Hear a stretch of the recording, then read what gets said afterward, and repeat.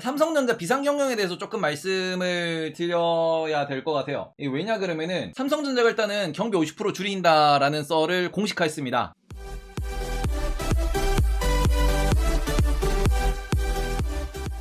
머니투데이 단독이긴 한데 오늘 나온 기사예요. 근데 요게 지금 삼성전자 주가에 큰 영향을 미치진 않을 텐데 문제는 이 부분이 미치는 파급 효과를 생각을 좀 하셔야 될 것 같아요. 미국 시장에 대한 뉴스를 좀 이렇게 팔로우 하신 분들 같은 경우에는 이건 당연한 거지라고 생각을 하실 수도 있습니다. 왜냐하면은 미국은 지금 뭐합니까? 빅테크 기업들 감원 겁나하죠. 그리고는 투자 축소 겁나하죠. 미국 테크 기업들이 이러잖아. 그리고 또 뭐합니까? 신입사원 안 뽑아요. 그러니까 이 부분에 있어가지고 어떻게 보면은 우리나라도 이게 어떻게 지금 뭐 글로벌로 이렇게 경기 침체라 그러고 투자 축소가 이어지고 있으니까 뭐 하이닉스도 투자를 축소하니 뭐 다들 뭐 그렇게 발표를 하고 있는데 좀 더 걱정스러운 건 뭐냐 그러면은 특히 우리나라에 있는 회사들이 더 많이 겪는 문제점이긴 한데 뭐 미국도 마찬가지지만 중국이라고 하는 곳에서 계속해서 인력 빼가기를 계속합니다. 근데 이 부분에서 좀 걱정되는 게 뭐냐 그러면은 중국은 공산당이 지원을 하거든요. 그러니까 아마 이것 때문에도 더 미중 무역 분쟁이 더 커지고 있다 혹은 이것도 문제점 중에 하나다라고 생각을 하는데 인력을 빼갈 때 뭐합니까? 실제로 연봉 3배 불러요. 이거는 스카우트 당하시는 분들이 공통적으로 말씀을 하시는 건데 연봉이 3배를 부릅니다. 연봉 3배에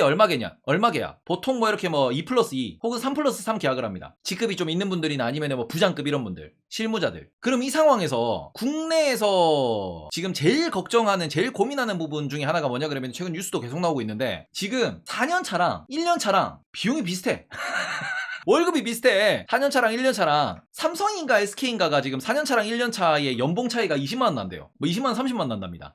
연봉 차이가. 그냥 무슨 소리냐 그러면은 지금 인력을 구하기가 어렵기도 하니까 신입사원 연봉을 국내는 올려주거든. 근데 위는 연봉이 동결이지. 물론 이분들도 연봉이 동결일 거예요. 앞으로는. 근데 이런 부분에서 좀 어떻게 보면 걱정스러운 게 여기서 중국이 연봉을 더 때린다 그러면은 4년차, 5년차 진짜 실무진들이 나갈 수도 있겠지. 그러니까 이게 우리나라 전체에 어떻게 보면은 그 삼성전자가 저만큼 힘들다 혹은 삼성전자 그만큼 긴축을 한다라고 볼 수 있고 이건 긴축 경영이죠. 지금 긴축 경영에서 지시하는 바는 뭐냐 그러면은 출장 이런 거 줄여라. 쓸데없는 비용들. 예를 들어 가지고 임원들한테 나가는 비용들, 임원 뭐 이렇게 연봉 이런 것들. 그래서 임직원 중에서도 임원을 많이 건듭니다. 임원 비용. 골프장 가고 이런 거 있잖아. 그러니까 말 그대로 우리가 여가 사치 이런 쪽에 어떻게 보면은 기업들의 실적들도 문제가 될 수 있는 부분이고요. 법인카드 사용 이런 것도 이제 범위 제한하는 거지. 그래서 이런 부분들을 놓고 보시면은 요 내용들이 건들 수 있는 건 첫째, 국내 소비를 분명히 이건 위축시킬 수 있습니다.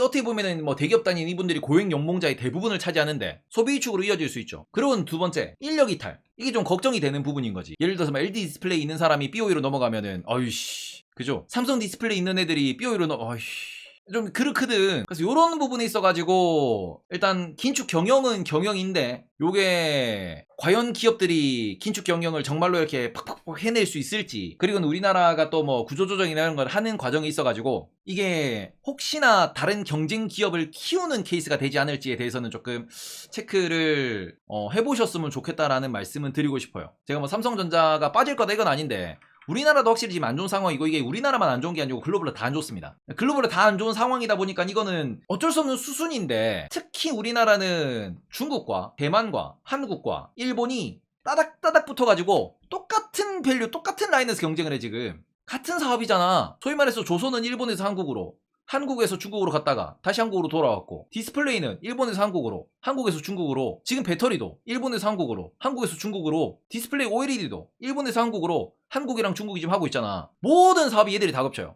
반도체 같은 경우에도 일본이 하던 거를 한국과 대만이 하잖아. 그러니까 이게 어떻게 보면 이렇게 지금 넘어가는 게 어떻게 보면 그 일본이 뭐 이렇게 원천 기술 개발해 놓으면은 그게 한 10년 20년 있다가 상용화가 되면은 그걸 한국이 해. 돈을 벌어. 그러면 그 기술을 빼가가지고 중국에 더 싸게 팔아. 한국은 더 비싼 거야. 계속 이게 어떻게 보면은 이 그 움직이는 사이클이 지난 뭐 20, 30년 동안 똑같았는데 이번에도 긴축을 하면은 요게 늘어날 수 있죠. 이번에 또 긴축을 하면. 그래서 이 부분이 과연 우리나라의 앞으로의 산업에 어떤 영향을 미칠지에 대해서는 조금 고민을 해야 되지 않나 라는 생각은 합니다. 물론 이게 뭐 그렇다고 기업한테 손해봐가면서 사람들 뭐 대우 잘해줘라 이건 아니지만 그렇긴 해요. 코어 기술이 없으면 진짜 큰 위기다라고 하시는데 근데 코어 기술 관련돼 가지고는 일본이 그동안 글로벌에서 특허라는 부분에서 매우 강국이었거든요. 그러니까 일본이랑 특히 이제 특허 많은 곳이 일본, 미국, 독일 요런 데가 특허가 많았지. 그 얘들이 뭡니까? 과거의 제조업 강국이었어요. 과거. 지금도 여전히 독일이랑 일본은 특허는 많아요. 근데 뭐 미국도 특허가 많지. 근데 미국은 테크 쪽으로 좀 더 많은 편이고요. 특히 앞으로 뭐 수소시대, 뭐 우주시대 이런 데서 특허에 많이 열을 올리는 데가 한중일입니다. 디스플레이라든지 소재라든지 이런 데서. 그러니까 이런 부분을 놓고 보시면은 이게 저는 어떻게 보면은 지금 한국과 중국의 기술 수준이 일본의 한 80% 90%까지 따라왔다고 생각을 하거든요. 진짜 많이 올라왔어요 진짜. 그러니까 뭐 지금 우리나라의 그 코어 기술 큰 걱정은 할 필요가 없다. 솔직히 우리나라의 뭐 기초 기술이 약하다, 기초 뭐 과학이 약하다고 하는데 아니 뭐 이렇게 뭐 새로 나오는 특허들 보면은 꼭 그렇지만도 않고 특히 이거를 일본은 뭐 정부나 대학이나 지자체 아니면 기업에서 많이 밀어주는데 우리나라는 기업이 겁나 개발을 많이 합니다. 삼성이나 LG나 이런 데서. 그래서 경쟁력은 많이 갖춰지고 있다고 생각은 해요. 경쟁력 같은 경우에는. 그래서 그 부분은 너무 걱정은 안 하셔도 되는데 장기적으로 놓고 봤을 때 계속 우리가 삼성전자에 대해서 아직까지도 그 얘기는 하잖아요. 지금 삼성전자가 오늘 뭐 주가 움직임 없었습니다. 근데 아직까지도 계속 얘기하는 게 지난 10년 동안 이어왔던 혹은 얘가 상장 이후에 계속 이어왔던 이런 우상향이라는 부분이 항상 그거죠. 일본 박살내고 올라온 케이스가 많잖아 삼성이. 그러니까 일본이 하던 가전을 박살내면서 전세계 가전시장을 뺏어오고 일본이 잘하던 반도체를 박살내면서 메모리가 전세계를 지금 잡아먹고 지금 같은 경우는 일본이 잘하는 이미지 센서 박살내려고 삼성이 또 이미지 센서 쪽으로 많이 또 투자하고 있습니다. 소니 박살내려고. 그리고는 그 외에도 뭐 로봇이라든지 아니면 뭐 여러가지 기술에 있어가지고 솔직히 스마트폰 같은 경우에도 일본이 먼저 만들었어. 그리고는 애플 딱 나오는 걸 보고는 이러고는 삼성이 결국 따라잡았고 그게 지금 세계 2등의 혹은 세계의 뭐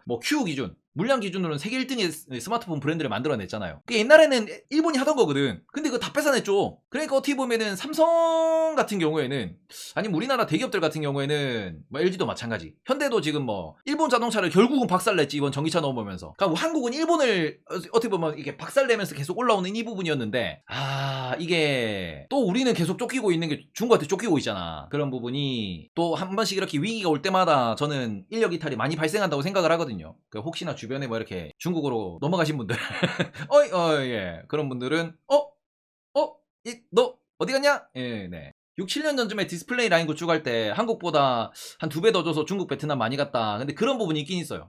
이번에도 또 그런 일이 발생을 할 것 같아요. 근데 그런 부분이 결국에는 그것 때문에 우리나라 디스플레이가 마팅에 갔잖아.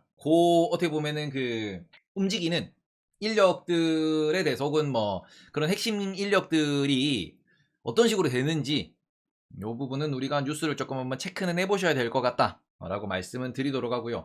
요게 솔직히 비상경영체제를 한다라고 했을 때 삼성전자 주가 움직이냐?